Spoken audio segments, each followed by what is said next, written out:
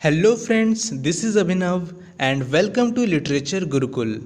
Friends, आज की इस वीडियो में हम लोग डिस्कस करेंगे शेक्सपियर की famous comedy as you like it की स्टोरी को। लेकिन स्टोरी को स्टार्ट करने से पहले हम लोग इस प्ले से रिलेटेड कुछ इम्पॉर्टेंट पॉइंट्स को जान लेते हैं। सो बिना टाइम को वेस्ट किए हुए हम सीधे अपने टॉपिक पर आते हैं। तो सबसे पहले हम बात करते हैं कि एज यू लाइक इट लिखी कब गई थी। तो एज यू लाइक इट लिखी गई थी 1599 में। नेक्स्ट पॉइंट पे आते हैं। इट इज़ बेस्ड ऑन रोजा लिंदे बाय टॉमस लोच। यानी कि जो as you like it based है, ये जो इसका सोर्स है वो है रोजा लिंदे, जो कि टॉमस लोच ने लिखी थी। टॉमस लोच जो थे वो यूनिवर्सिटी विट्स के एक मेंबर थे। नेक्स्ट हम बात करते हैं इस प्ले के पहले पब्लिकेशन डेट की। तो as you like it first published हुई थी फर्स्ट फोलियो में, जो कि आई थी 1623 में।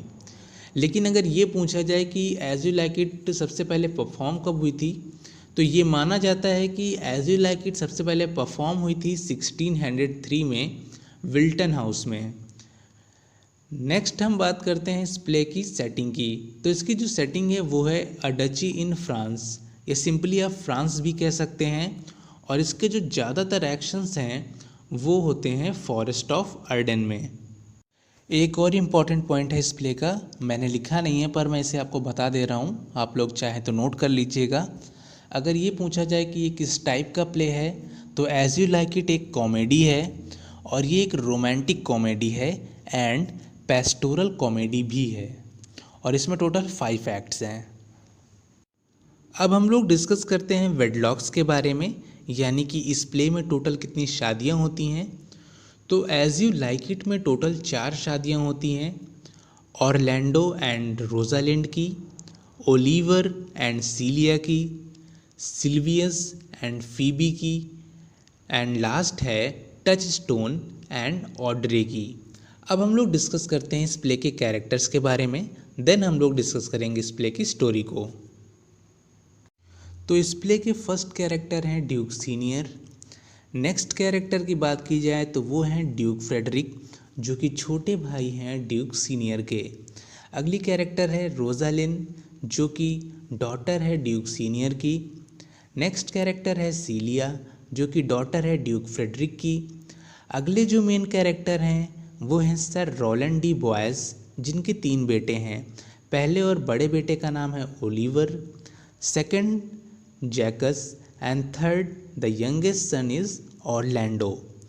नेक्स्ट कैरेक्टर की बात करें तो वो है एडम, जो कि सर्वेंट होता है सर रोलैंड डी बॉयस का। नेक्स्ट कैरेक्टर का नेम है टच स्टोन, जो कि एक क्लाउन होता है ड्यूक फ्रेडरिक के कोर्ट में। अगले कैरेक्टर है चार्ल्स, जो कि एक रेसलर होता है। नेक्स्ट कैरेक्टर है ली बियाऊ, ये एक कोर्टियर होता है। अगले कैरेक्टर की बात की जाए तो वो हैं लॉर्ड एमियंस, जो कि कंपनी देते हैं ड्यूक सीनियर को जब उन्हें बैनिश कर दिया जाता है।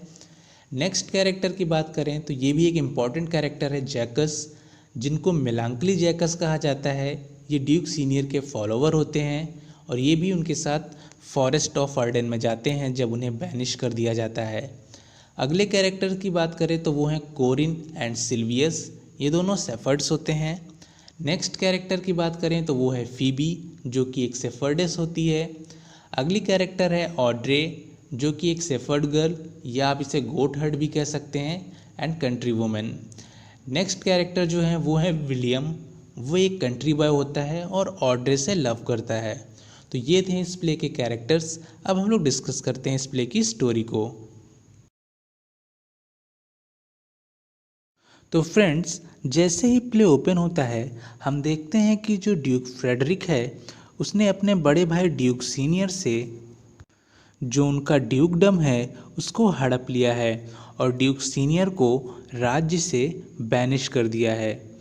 और जो ड्यूक सीनियर होते हैं वो अपने फॉलोवर के साथ फॉरेस्ट ऑफ अर्डेन में रहने के लिए चले जाते हैं। लेकिन जो ड्यूक सीनियर की बेटी रोजालिंड होती है, ड्यूक फ्रेडरिक उसको बैनिश नहीं करता है।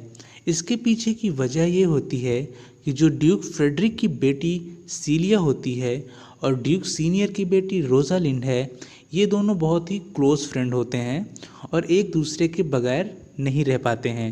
इसीलिए ड्यूक फ्रेडरिक रोजालिंड को बैनिश नहीं करता है। अब स्टोरी आगे बढ़ती है और हम देखते हैं कि सर रोलैंड डी बोयस जो होते हैं वो अपनी लाइफ के लास्ट स्टेज पर हैं और उनकी डेथ होने वाली होती है। लेकिन इससे पहले सर रोलैंड डी बोयस क्या करते हैं, अपनी सारी प्रॉपर्टी अपने बड़े बेटे ओलिवर को हैंड ओवर कर देते हैं और साथ ही उसे एक रिस्पॉन्सिबिलिटी देते हैं कि वो उनके छोटे बेटे यानी कि ऑरलैंडो, जो कि ओलिवर का छोटा भाई है, उसकी परवरिश अच्छे से करे।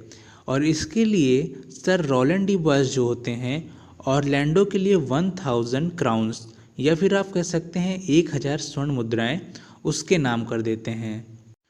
लेकिन जो ओलिवर होता है वो ऑरलैंडो के साथ अच्छा बर्ताव नहीं करता है, बहुत ही बुरा बर्ताव करता है और उसकी परवरिश भी अच्छे से नहीं करता है, इवन उसे एक सर्वेंट की तरह रखता है।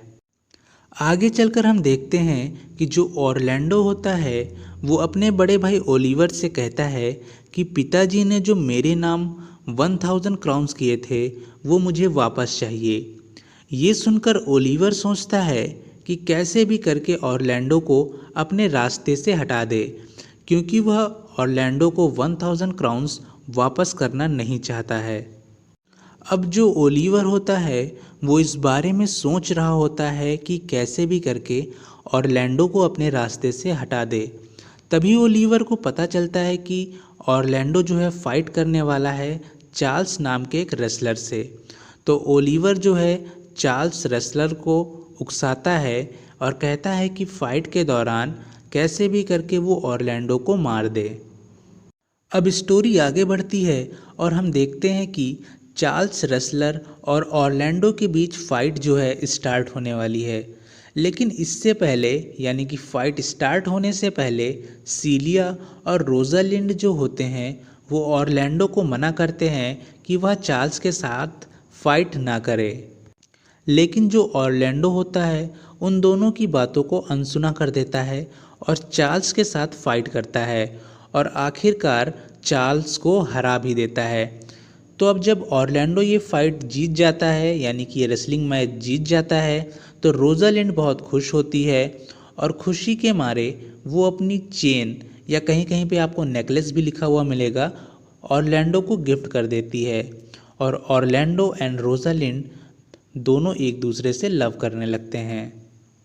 अब जो ड्यूक फ्रेडरिक होता है उसे ये बात पता चलती है कि जो ऑरलैंडो है वो सर रोलैंड डी बोयस का बेटा है और ये बात पता चलते ही वह बहुत ही एंग्री हो जाता है या बहुत ही गुस्सा हो जाता है, क्योंकि जो सर रोलैंड डी बोयस होते हैं वो ड्यूक फ्रेडरिक के बड़े भाई यानी कि ड्यूक सीनियर के कोर्ट में एक लॉयल लॉर्ड होते हैं, या आप कह सकते हैं कि ड्यूक सीनियर के लॉयल फ्रेंड होते हैं।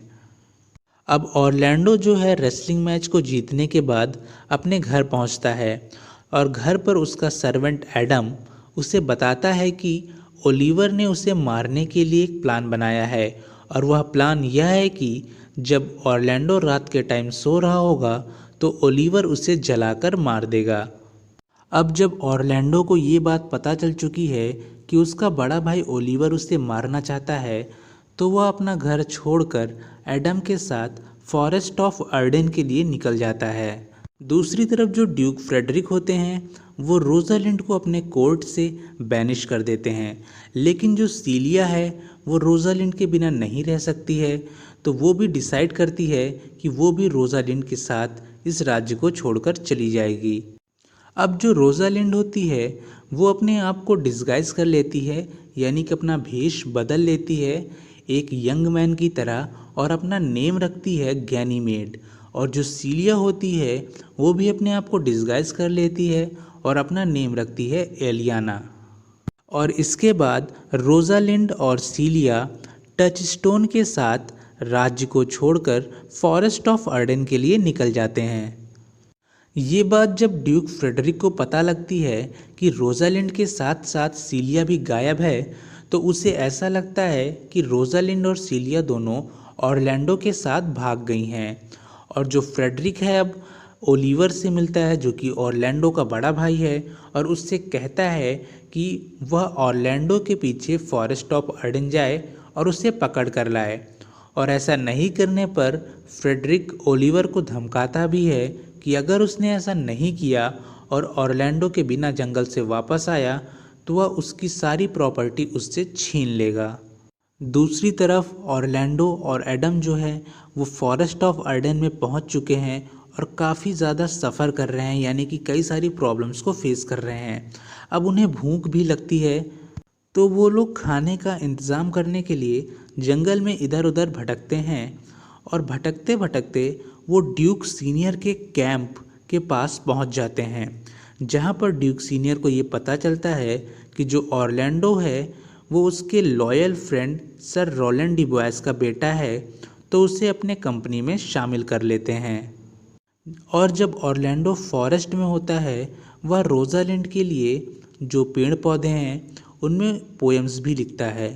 अब स्टोरी आगे बढ़ती है और हम देखते हैं कि जो रोजालिंड और सीलिया हैं वो फॉरेस्ट ऑफ अर्डेन में पहुंच चुके हैं और उनकी मुलाकात एक कोरिन नेम के शेफर्ड से होती है और रोजालिंड उससे बात करती है कि वह उसका कॉटेज खरीदना चाहती है जिससे कि वो लोग जंगल में रह सकें।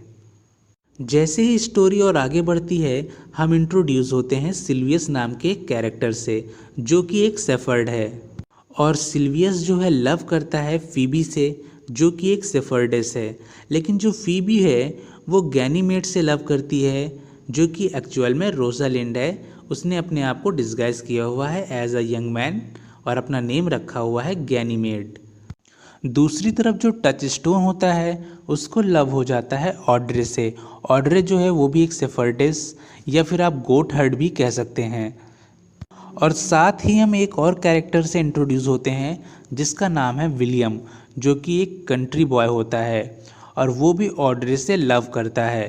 तो जब टच स्टोन को ये बात पता चलती है कि जो विलियम है वो भी ऑड्रे से लव करता है तो वो उसे धमकी देता है कि उससे दूर रहे वरना वो उसे मार देगा।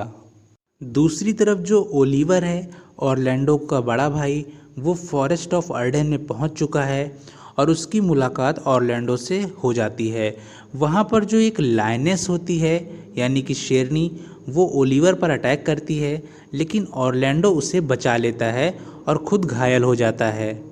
और इस इंसिडेंट के बाद जो ओलिवर होता है वो अपनी गलतियों पर रिपेंट करता है और ऑरलैंडो से माफ़ी मांग लेता है।